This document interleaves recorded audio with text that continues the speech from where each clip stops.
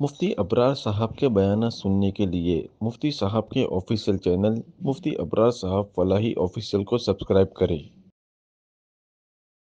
اعوذ باللہ من الشیطان الرجیم بسم اللہ الرحمن الرحیم وَرَبُّكَ أَعْلَمُ بِمَن فِي السَّمَاوَاتِ وَالْأَرْضِ وَلَقَدْ فَضَّلْنَا بَعْضَ النَّبِيِّينَ عَلَى بَعْضٍ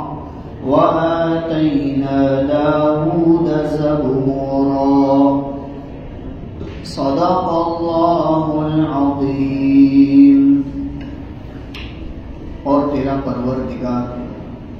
اچھی طرح سے جانتا ہے ان تمام مخلوق کو جو ساتوں آسمان اور ساتوں زمین میں،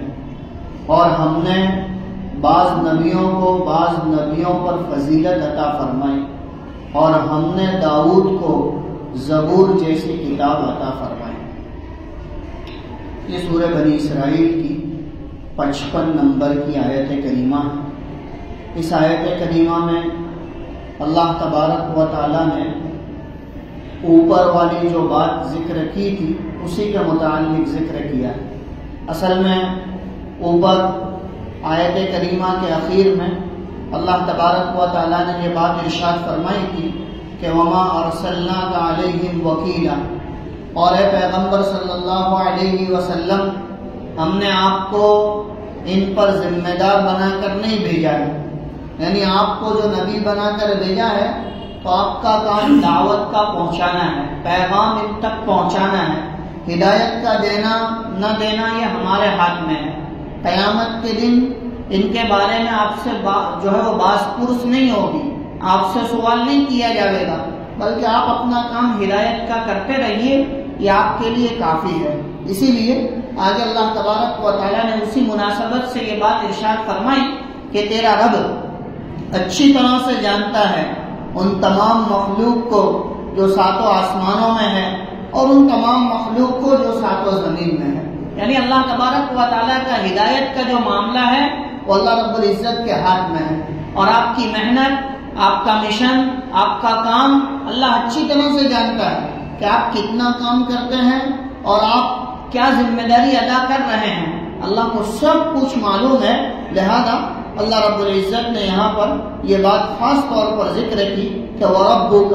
أَعْلَمُ بِمَنْ فِي السَّمَاوَاتِ وَالْأَرْضِ، اور تیرا پروردگار، یہ بات براہ راست حضور علیہ السلام کو کہی جا رہی ہے، اس لیے کہ اوپر والی بات میں رسول اللہ صلی اللہ علیہ وسلم ہی کے متعلق ذکر کیا تھا کہ آپ کے پروردگار نے آپ کو ان کے اوپر ذمہ دار بنا کر نہیں بھیجا ہے۔ اصل میں یہ بات اللہ تبارک و تعالیٰ کو اس وجہ سے کہنی پڑی کہ اللہ کے رسول صلی اللہ علیہ وسلم کفار کے باب میں، مشرکین کے باب میں بہت فکر مند رہتے ہیں، اور بسا اوقات تو آپ کی کڑن، آپ کے اندر کا غم اتنا بڑھ جاتا تھا گویا کہ ایسا لگتا تھا کہ رسول اللہ صلی اللہ علیہ وسلم اپنے آپ کو ہلاک کر دیں۔ خود قرآن میں اللہ نے کہا لَعَلَّكَ بَاخِعٌ نَفْسَكَ أَلَّا يَكُونُوا مُؤْمِنِينَ، اے پیغمبر صلی اللہ علیہ وسلم کیا آپ اپنے آپ کو ہلاکت میں ڈال دو گے اگر یہ لوگ ایمان نہیں لائیں گے تو؟ یعنی حضور علیہ السلام کو، نبی اکرم صلی اللہ علیہ وسلم کو کفار، مشرکین، مکہ کے لوگ، وہاں کے رہنے والے، آپ کو بہت زیادہ یہ رغبت تھی کہ اللہ ان کو ہدایت دے، اللہ ان کو ایمان پر جو ہے وہ ثابت قدم کر دے، اللہ ان کے دلوں کے اندر ایمان کے باب میں جو ہے وہ فکر ڈال دے، آپ کو بہت زیادہ فکر۔ اسی وجہ سے آپ علیہ السلام کی زندگی کے بارے میں ہم نے سنا کہ ایک ایک شخص کو آپ کئی مرتبہ دعوت دینے جاتے تھے، ابو جہل کے گھر پر آپ کا کتنی مرتبہ جانا ثابت ہے، اور جتنے بھی منافق تھے، جتنے بھی اللہ کے دشمن تھے، ان سب کو رسول اللہ صلی اللہ علیہ وسلم نے دعوت دی۔ آپ حضور علیہ السلام ایک ایک کا نام لے کر ان کے لیے ہدایت کی دعا کرتے کہ اللہ اس کو ہدایت دے دے، اللہ اس کو ہدایت دے دے، اللہ اس کو ہدایت دے دے۔ تو اللہ تبارک و تعالیٰ نے جن کے باب میں ہدایت لکھی تھی ان کو تو ہدایت مل گئی، لیکن جن کے باب میں اللہ نے ہدایت نہیں لکھی تھی، اللہ تبارک و تعالیٰ اپنے پیغمبر علیہ الصلوۃ والسلام کو ان آیات میں تسلی دیتے اور فرماتے کہ وَمَا أَرْسَلْنَاكَ عَلَيْهِمْ وَكِيلًا، اے پیغمبر ہم نے آپ کو ان کے اوپر ذمہ دار بنا کر نہیں بھیجا ہے، جس کو ہم اپنی زبان میں یوں کہے کہ ہم ان کے ایمان کے ٹھیکیدار نہیں ہیں۔ حضور کو یوں کہا جائے کہ آپ ان کے ایمان کے ٹھیکیدار نہیں ہو، کہ یہ ایمان نہیں لائیں گے تو آپ کی دنیا بھی بگڑ جائے گی، آپ کی آخرت بھی بگڑ جائے گی۔ اللہ کے یہاں آپ کا جو مقام ہے وہ تو طے ہے، اللہ جو آپ کو عزت دینے والا ہے، اللہ آپ کے جو صحابہ کرام رضی اللہ عنہم کو تیار کرنے والا ہے کہ اللہ کے یہاں یہ آپ کا مقام طے۔ اسی وجہ سے ایک موقع پر بعض مشرکین مکہ نے اور منافقین نے رسول اللہ صلی اللہ علیہ وسلم کو ایک بات کہلوائی کہ ہم آپ کے پاس آنا چاہتے ہیں اور آپ کے قریب ہو کر بیٹھنا چاہتے ہیں، لیکن ہمارا دل کا ارادہ یہ ہے، ہمارا دل کا منشا یہ ہے کہ یہ جو آپ کے قریب یہ غریب صحابہ اور یہ چھوٹے چھوٹے جو لوگ بیٹھتے ہیں آپ ان کو ہم آپ سے دور کر دیجیے۔ حضرت عبداللہ ابن ام مکتوم نابینا صحابی ہے، مدینہ میں نہ ان کا کوئی مکان ہے، نہ کوئی رہنے کی جگہ ہے، نہ کوئی ٹھہرنے کا ٹھکانہ ہے، نہ کوئی بیوی ہے، نہ بچے ہیں، نہ کوئی کاروبار ہے۔ تو لہٰذا ایسے صحابہ کرام جن کو ہم اصحاب صفہ کہتے ہیں کہ اصحاب صفہ جن کا مدینہ میں کوئی مکان نہیں تھا، کوئی ان کی آمدنی کا ذریعہ نہیں تھا، کوئی ان کی شادی بیاہ نہیں تھی، لیکن وہ رسول اللہ صلی اللہ علیہ وسلم کی محبت میں، آپ کے عشق میں وہاں چبوترے کے اوپر رہا کرتے تھے، جن کی تعداد تقریباً کم و بیش ہوتی رہتی تھی، کبھی 70 تھے، کبھی 100 تھے، بعض حضرات نے 400 تک نقل کی ہے کہ اصحاب صفہ بعض مرتبہ 400 تک ہو گئے ہیں۔ تو لہذا ان منافقوں نے، ان مشرکوں نے رسول اللہ صلی اللہ علیہ وسلم سے یہ بات کہی کہ آپ ان لوگوں کو اپنے سے دور کر دیجیے تاکہ ہم آپ کی مجلس میں آ کر بیٹھیں اور آپ کی بات کو ہم سنیں۔ اللہ کے رسول صلی اللہ علیہ وسلم کے دل میں یہ بات آئی کہ چلو یہ تو میرے برگزیدہ صحابہ ہیں،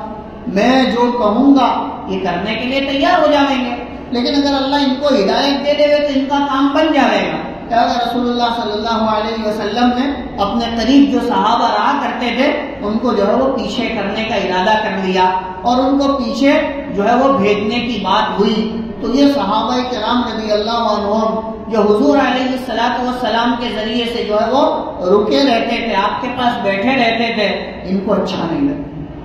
کہ اللہ کے رسول صلی اللہ علیہ وسلم نے اتنا بڑا فیصلہ لے لیا کہ ہم کو دور کر دیا اور ان لوگوں کو قریب کر دیا۔ حالانکہ رسول اللہ صلی اللہ علیہ وسلم کا منشا ایسا نہیں تھا، آپ تو یہ چاہتے تھے کہ یہ ایمان لے آؤ اور اسلام میں داخل ہو جائے۔ اللہ تبارک و تعالیٰ ان صحابہ کی اس کیفیت پر آیتیں اتارتے ہیں اور قرآن کریم میں رسول اللہ صلی اللہ علیہ وسلم کو پیغام دیتے کہ وَاصْبِرْ نَفْسَكَ مَعَ الَّذِينَ يَدْعُونَ رَبَّهُمْ بِالْغَدَاةِ وَالْعَشِيِّ، اے پیغمبر صلی اللہ علیہ وسلم آپ ان لوگوں کے ساتھ اپنے آپ کو روکے رکھیے جو صبح شام اللہ تبارک و تعالیٰ کو یاد کرتے ہیں اور ان کا ارادہ کچھ بھی نہیں ہے سوائے اللہ اور اس کے رسول کی رضا کے۔ لہذا ان منافقوں اور مشرکوں کو قریب بھی نہیں آنے دی۔ تو لہذا ان منافقوں اور مشرکوں کو ایسا تھا کہ حضور علیہ الصلوۃ والسلام ہماری منت سماجت کر کے ہم کو قریب کر لیں گے اور ہم اپنی ساری کی ساری بات ان کے سامنے رکھ کر ان کو ورغلاویں گے۔ تو لہذا اللہ تبارک و تعالیٰ نے اس کو فرمایا کہ وَمَا أَرْسَلْنَاكَ عَلَيْهِمْ وَكِيلًا، اے پیغمبر صلی اللہ علیہ وسلم ہم نے آپ کو ان پر ذمہ دار بنا کر نہیں بھیجا ہے، آپ ان کے ایمان کے ذمہ دار اور ٹھیکیدار نہیں ہو۔ ہدایت کی بات ہے، آپ پیغام پہنچا دیجیے، بات ان تک پہنچا دیجیے، دعوت ان تک پہنچا دیجیے، آگے کا کام ہمارا۔ اسی وجہ سے آگے فرمایا وَرَبُّكَ أَعْلَمُ بِمَنْ فِي السَّمَاوَاتِ وَالْأَرْضِ، اور تیرا پروردگار اچھی طرح سے جانتا ہے جو ساتوں آسمان میں ہے اور جو ساتوں زمین میں ہے۔ اللہ کے یہاں سب کچھ اللہ کو معلوم ہے کہ کوئی چیز اس سے پوشیدہ نہیں ہے، کون ظاہری طور پر اللہ کی عبادت کرتا ہے اور کون باطنی طور پر کرتا ہے، اللہ کو سب معلوم ہے۔ اسی وجہ سے آگے فرمایا وَلَقَدْ فَضَّلْنَا بَعْضَ النَّبِيِّينَ عَلَىٰ بَعْضٍ، اور ہم نے بعض نبیوں کو بعض نبیوں پر فضیلت عطا فرمائی ہے۔ اصل میں یہ بات اللہ تبارک و تعالیٰ نے یہاں پر اس وجہ سے ذکر کی، صاحب معالم العرفان، معارف القرآن، یہ سارے حضرات نقل کرتے ہیں کہ مشرکین یوں کہتے تھے کہ جب اللہ کو کوئی نبی بھیجنا تھا تو نبی کسی مالدار گھرانے میں سے کیوں نہیں بھیجے؟ ہمارے یہاں تو حسب نسب کے اعتبار سے بہت سارے لوگ ہیں، مالدار بھی موجود ہے اور اچھے نسب والے بھی موجود ہے۔ اللہ تبارک و تعالیٰ نے ایک یتیم بچے کو، جس کا نہ باپ ہے، جس کی نہ ماں ہے، جس کا نہ کوئی کفالت کرنے والا ہے، اس کو نبی بنا کر کیوں بھیجا؟ اللہ تبارک و تعالیٰ اس کا یہاں پر جواب دے رہے کہ وَلَقَدْ فَضَّلْنَا بَعْضَ النَّبِيِّينَ عَلَىٰ بَعْضٍ، کہ ہم نے بعض کو بعض نبیوں پر فضیلت عطا فرمائی ہے، اور ہم یہ جو ایمان کی بنیاد پر نبی بھیجتے ہیں تو اس میں ہمارا معیار حسب نسب نہیں ہے، ہمارا معیار مالداری نہیں ہوتا، ہم تو اخلاق کی بنیاد پر،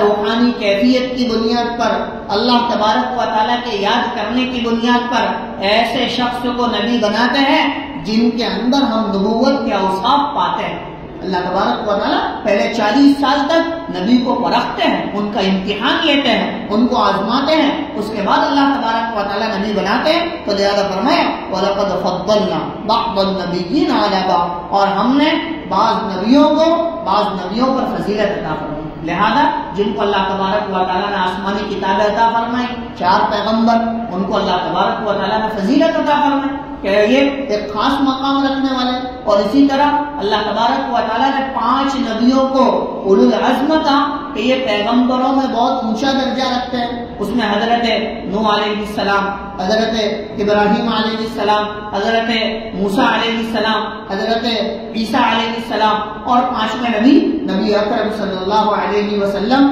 ان 5 کو اولو العزم کہا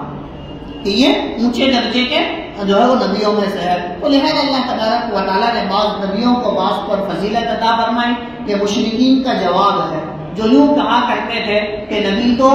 اعلیٰ خاندان میں سے، اعلیٰ نسب میں سے، مالداروں میں سے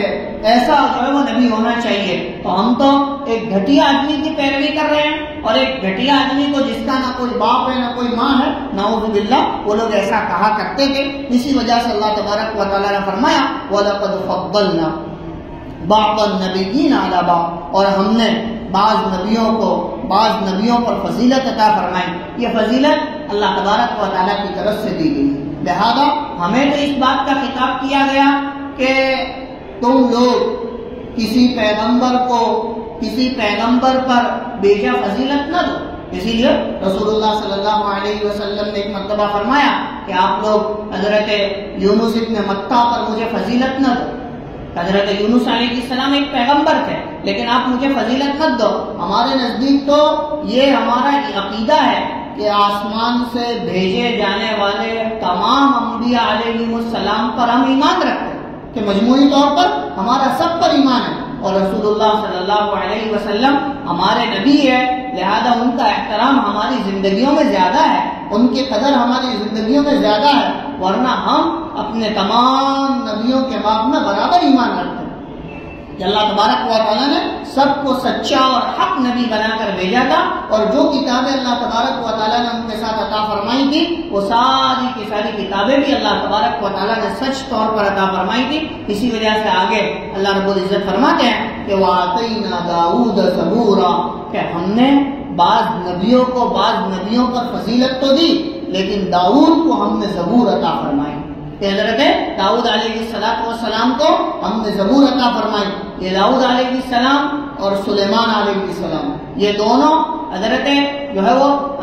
بنی اسرائیل کے اندر نبی بنا کر بھیجے گئے، اور اللہ تبارک و تعالیٰ نے ان کو حکومت کے ساتھ ساتھ نبوت عطا فرمائی، کہ زمینی حکومت بھی ان کو حاصل تھی۔ اللہ تبارک و تعالیٰ نے ان کو حاکم بھی بنایا تھا۔ ان کے بیٹے حضرت سلیمان علیہ السلام، داؤد علیہ السلام کے بیٹے سلیمان علیہ السلام، اور سلیمان علیہ السلام وہ نبیوں میں ہے جن کو اللہ تبارک و تعالیٰ نے پوری دنیا پر حکومت عطا فرمائی، کہ پوری دنیا کے حاکم اور گورنر اللہ تبارک و تعالیٰ نے ان کو بنایا تھا۔ تو اسی بنیاد پر فرمایا کہ دیکھو ہمارا نظام تو ایسا ہے کہ ہم کبھی نبی کو حاکم اور خلیفہ بھی بناتے ہیں، اور کبھی نبی کو غربت کی حالت میں بھی بڑا کرتا ہے. جیسا کہ نبی اکرم صلی اللہ علیہ وسلم غربت کی حالت میں بڑے بھی ہوئے اور آپ نے غربت ہی کو پسند کیا. اسی لیے آپ فرماتے تھے کہ اے اللہ ایک وقت کھاؤں اور ایک وقت صبر کروں یہ مجھے زیادہ پسندیدہ ہے. رسول اللہ صلی اللہ علیہ وسلم فرماتے ہیں. اور حضرت اما عائشہ صدیقہ رضی اللہ عنہ فرماتی ہے کہ میں نے اپنی حیات طیبہ میں دیکھا کہ کبھی بھی حضور کے دسترخوان پر 2 سالن ایک ساتھ جمع نہیں ہوئے، کہ کبھی بھی 2 سالن ایک ساتھ رسول اللہ صلی اللہ علیہ وسلم کے دسترخوان پر جمع نہیں ہوئے. آپ نے ہمیشہ غربت کے ساتھ زندگی گزاری اور ہمیشہ غربت کے ساتھ رہے، لیکن اللہ تبارک و تعالیٰ نے بادشاہی اور شہنشاہی ایسی عطا فرمائی تھی کہ آپ کی حکومت لوگوں کے دلوں پر تھی اور اللہ تبارک و تعالیٰ نے آپ کو عزت عطا فرمائی. لہٰذا اسی وجہ سے یہاں پر داؤد علیہ السلام کا تذکرہ کیا اور فرمایا کہ بعض مرتبہ ہم نبی کو خلافت اور حکومت بھی دیتے ہیں اور بعض مرتبہ نبی کو خلافت کے بغیر نبوت دیتے ہیں، کہ حاکم نہیں بناتے، ان کو بادشاہ نہیں بناتے ہیں، لیکن ان کے دلوں کے اوپر بادشاہوں کی ایسی کیفیتیں پیدا کر دیتے ہیں کہ لوگ ان سے متاثر ہوتے ہیں. اور دوسری وجہ جو حضرات علماء مفسرین نے نقل کی ہے کہ داؤد علیہ السلام کی زبور کا قرآن کریم کے ساتھ ایک خاص نسبت ہے. داؤد علیہ السلام کی زبور کا قرآن کریم کے ساتھ ایک خاص نسبت ہے کہ زبور حضرت داؤد علیہ السلام پر اتاری گئی. صاحب معالم التنزیل علامہ بغوی رحمۃ اللہ علیہ نے نقل کیا ہے کہ زبور آسمانی کتابوں میں سے ایک کتاب ہے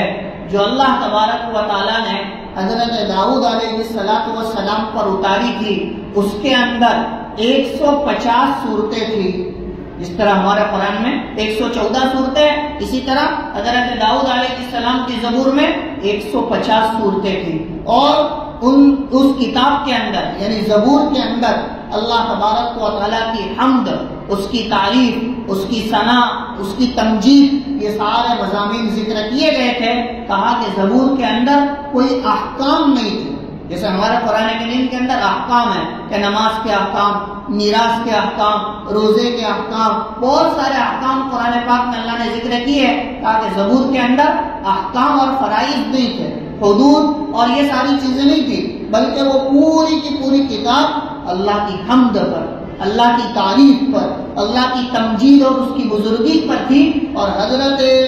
داؤد علیہ السلام کا یہ معجزہ تھا کہ وہ پوری کی پوری زبور 5-6 منٹ کے اندر تلاوت کر لیتے.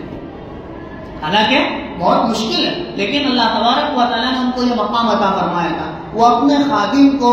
گھوڑے کی زین تیار کرنے کے لیے بھیجتے تھے اور اتنی دیر میں وہ پوری زبور تلاوت کر لیتے تھے. اور اللہ تبارک و تعالیٰ نے وہ ملکہ عطا فرمایا تھا کہ حضرت داؤد علیہ السلام جب زبور کی تلاوت کرتے تھے تو آسمان پر اڑنے والے پرندے بھی اتر کر نیچے آ جاتے تھے. اور وہاں حضرت داؤد علیہ السلام جس جگہ پر، وہی بیت المقدس اس کے اطراف کا علاقہ ہے، جہاں پر آپ جو ہے وہ زبور کی تلاوت کرتے تھے وہاں کے پتھروں پر رعشہ طاری ہو جاتا تھا. اللہ تبارک و تعالیٰ نے ایسی آواز عطا فرمائی. حضرت داؤد علیہ السلام کی آواز بہت زبردست آواز تھی. اسی وجہ سے جنتی جب جنت میں چلے جاتے سارے کے سارے جنت میں داخل ہو جائیں گے، حضرت داؤد علیہ السلام کو تلاوت کا حکم دیا جائے گا اور حضرت داؤد علیہ السلام تلاوت کریں گے تو ساری جنت پر رعشہ طاری ہوگی. تو اللہ تبارک و تعالیٰ نے داؤد علیہ السلام کو بہت بہترین لہجہ عطا فرمایا. لحن داؤدی بہت مشہور ہے، لیکن اللہ تبارک و تعالیٰ حضرت داؤد علیہ السلام کا تذکرہ یہاں پر اس وجہ سے فرماتے ہیں کہ جس طرح قرآن کریم کی تلاوت اور زبور کی تلاوت دونوں میں مناسبت ہے، اس وجہ سے یہاں پر اس کو ذکر کیا کہ حضرت داؤد علیہ السلام بہت شوق کے ساتھ، رغبت کے ساتھ زبور کی تلاوت کرتے تھے. اسی طرح امت کو بھی چاہیے کہ وہ اس قرآن کریم کی شوق کے ساتھ، رغبت کے ساتھ تلاوت کریں. جیسا کہ ہمارے بہت سارے بزرگان دین سے گزرے ہیں تو انہوں نے بھی یہ معجزہ اور یہ کرامت تم سے بھی ظاہر ہے. جیسا کہ حضرت عثمان رضی اللہ عنہ کے بارے میں ہم نے سنا کہ وہ ایک رات میں پورا قرآن تلاوت کر لیتے، ایک رات میں، تاکہ پورا قرآن ان سے تلاوت میں جو پورا ہو جاتا. اور بھی ہمارے بہت سارے اکابر کے باب میں خواجہ معین الدین چشتی رحمۃ اللہ علیہ، حضرت شیخ اسماعیل شہید رحمۃ اللہ علیہ، اور بھی بہت سارے حضرات کے باب میں نقل کیا ہے کہ وہ لوگوں کی کرامت تھی کہ وہ بہت کم وقت کے اندر اچھی طرح پورے قرآن کریم کی تلاوت کر لیتے۔ اللہ تبارک و تعالیٰ نے ان کے اوقات میں برکتیں رکھی تھی، جیسا کہ ہم نے بھی بہت سی مرتبہ سنا ہے کہ اللہ کے نیک لوگوں کو اللہ تبارک و تعالیٰ وقت میں برکت دے دیتا ہے، لہذا جو کام ہمارے ایک ایک مہینے میں پورے نہیں ہوتے وہ کئی دنوں میں پورے ہو جاتے ہیں ان کے، اور جو ہم ہفتے میں نہیں کر سکتے وہ 2-4 دن میں کر لیتے ہیں۔ تو اللہ کے نیک بندے ایسے گزرتے ہیں کہ اللہ تبارک و تعالیٰ ان کے اوقات میں برکتیں رکھتا ہے، جس کی بنیاد پر وہ اللہ کی عبادت خوب کرتے ہیں۔ لہذا اسی مناسبت سے یہاں پر داؤد علیہ السلام کی زبور کا تذکرہ کیا کہ قرآن کریم کی تلاوت اور زبور کی تلاوت دونوں کے اندر مناسبت ہے۔ ایمان والوں کو بھی چاہیے کہ وہ قرآن کریم کی تلاوت کرے، اس کو پڑھنے کا اہتمام کرے کہ یہ اللہ تبارک و تعالیٰ کا ایک معجزہ ہے، اور اس کی تلاوت آدمی کے لیے دنیا آخرت دونوں کے فائدے رکھتے ہیں، جیسا کہ اس سے پہلے بھی ذکر کیا گیا تھا کہ اللہ تبارک و تعالیٰ کا کلام یہ ہدایت کی کتاب ہے، یہ صرف تلاوت کی کتاب نہیں، یہ اللہ کی ہدایت کی کتاب ہے کہ اللہ تبارک و تعالیٰ اس کے ذریعے سے ہدایت دیتے ہیں، چاہے اس کا مطلب سمجھ میں آوے یا نہ آوے، کہ بندہ بس اسے کھول کر بیٹھے اور یوں کہے کہ یہ میرے رب کا کلام ہے اور اس تصور کے ساتھ پڑھے، اللہ تبارک و تعالیٰ اس کے دلوں پر ہدایت کو اتارتے ہیں۔ لہذا فرمایا وَلَقَدْ آتَيْنَا داؤد زبورا، اور ہم نے داؤد کو زبور عطا فرمائی۔ اسی مناسبت سے یہاں پر اس کو ذکر کیا۔ اللہ تبارک و تعالیٰ سے دعا ہے اللہ رب العزت ان آیتوں کو صحیح معنی میں سمجھنے کی توفیق عطا فرمائے، اور اللہ تبارک و تعالیٰ اس کتاب سے ہم سب کو ہدایت کی دولت سے مالا مال فرماوے۔ وآخر دعوانا ان الحمد للہ۔